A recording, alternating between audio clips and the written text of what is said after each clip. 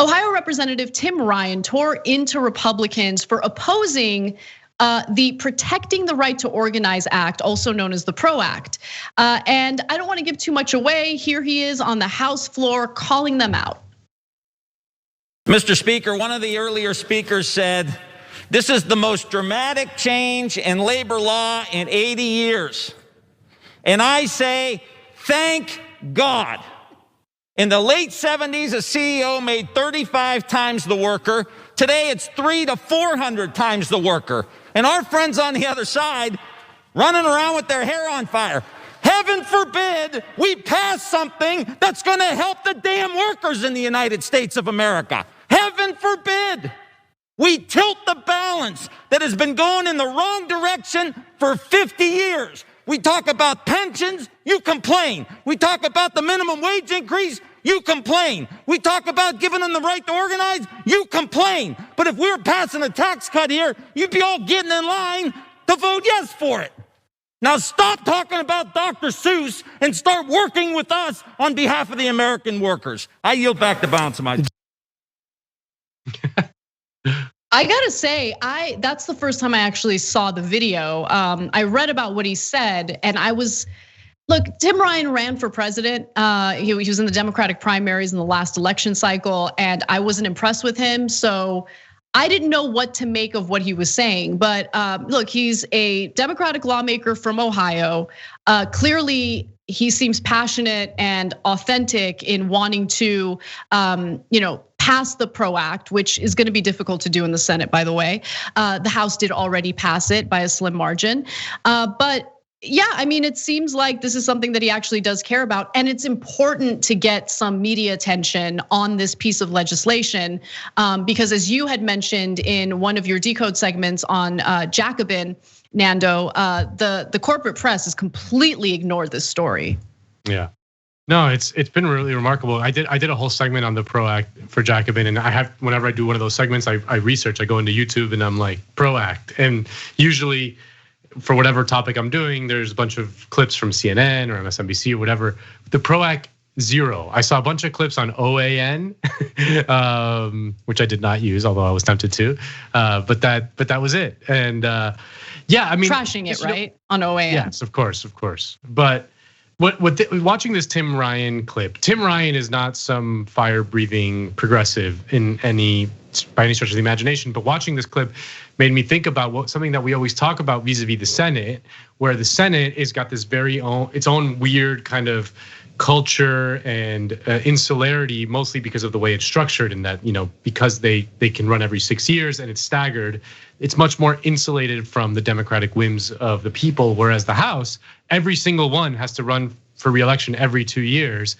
It makes the House much more responsive in general to democratic inputs from below. So this is an example of just the American population is, according to polling, as left as it's been in several decades. And so that's why you're seeing things like the House pass the PRO Act, even though the resistance types on MSNBC are completely ignoring it. It's because they do have to respond in some way, not fully, but in some actual way to what's happening on the ground in this country. And they're seeing that people believe in labor rights and they believe in the ability and the need to be able to join a union. So I think you're seeing the pro-union polling is at the highest it's been in, like I said, several decades. And I think this is why you're seeing squishy moderate types like Tim Ryan sound like William Jennings Bryan in 1899 or something, Yeah, no, you're absolutely right. And Ryan is eyeing a possible run for Senator Rob Portman's seat in the Senate. So he could be a squishy conservative. He can comfortably be a conservative. Yeah.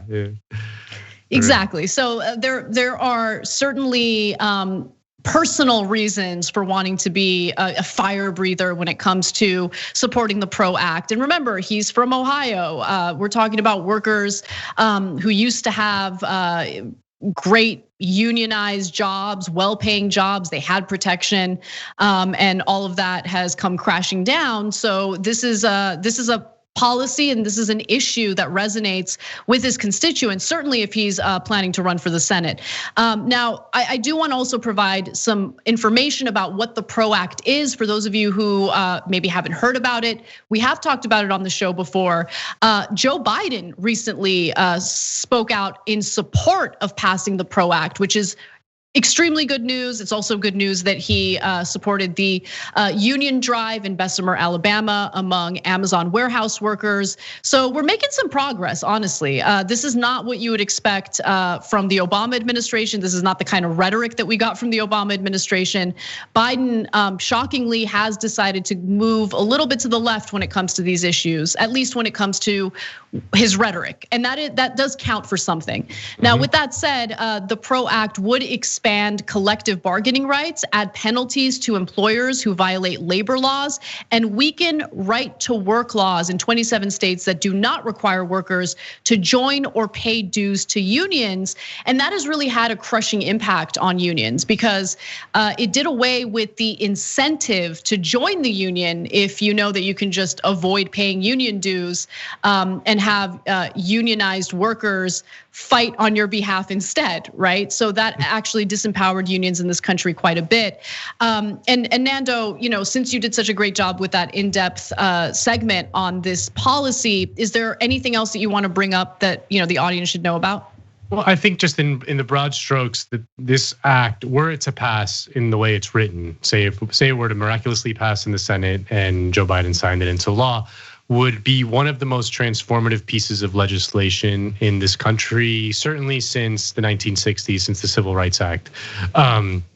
It would just absolutely revolutionize the way work is dealt with from a policy standpoint in this country to a degree of thoroughness that it almost boggles the mind. I mean, it's really like there's been one major piece of labor legislation that was pro-worker that passed in 1935. It was called the Wagner Act. That revolutionized labor power in this country, and it was quickly kind of struck down for the most part by 1947. And since then, the union movement has been slowly dying. This would completely transform that. This would completely reverse that, and the degree to which it would change day-to-day life in this country for everyone is hard to overstate, because labor power is the only way you achieve real progressive change. And so that law would spur a revitalization of the labor movement that is just almost hard to even imagine, because it's been on the decline for so long. Nordic countries don't rely on their government to pass a minimum wage. Unfortunately, we do. But why is it that workers in these countries, Scandinavian countries, they get paid so much more? They get a ton of time off that's paid for. Like, how does that happen? It's because they have trade unions, they have labor unions that do the negotiating on behalf of the workers. So you don't have to rely on a dysfunctional Congress to do the right thing. You have actual power among labor, and that leads to better results. And Nando, just real quick, during a recent episode of Weekends, we were talking about these mass movements that we've seen in the United States and how they tend to kind of just fizzle out without any real change. And I wanted to bring that up real quick because you brought that up in the context of Black Lives Matter. And I think that people might have misinterpreted what you were trying to say, because your point wasn't that Black Lives Matter failed or isn't important or didn't accomplish something.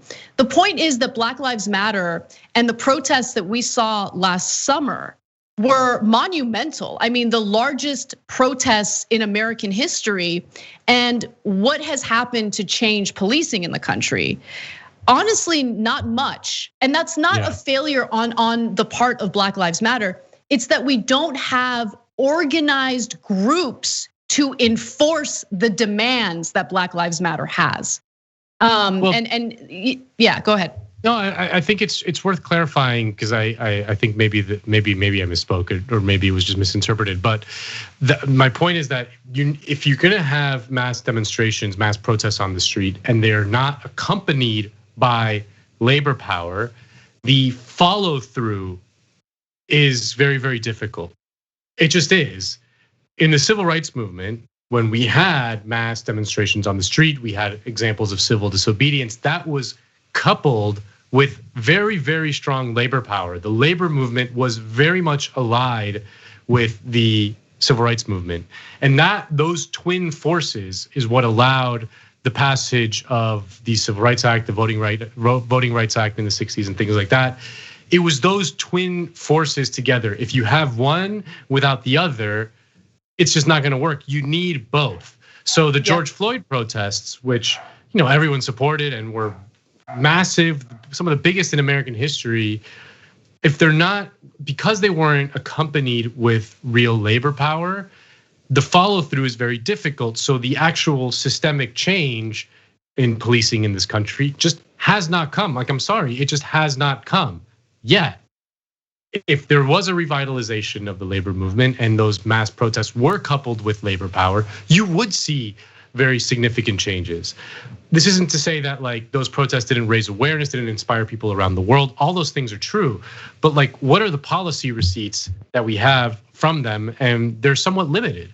So, and that's because they were not accompanied by labor power, and it's not their fault. There is no labor power in this country right now. So that's what we need to focus on as well, to rebuild labor power, to couple it with the energy that we have on the streets, and then we'll see real change. Thanks for watching the Young Turks. Really appreciate it. Another way to show support is through YouTube memberships. You'll get to interact with us more. There's live chat emojis, badges. You've got emojis of me, Anna, John, JR. So those are super fun. But you also get playback of our exclusive member-only shows and specials right after they air. So all of that, all you gotta do is click that join button right underneath the video. Thank you.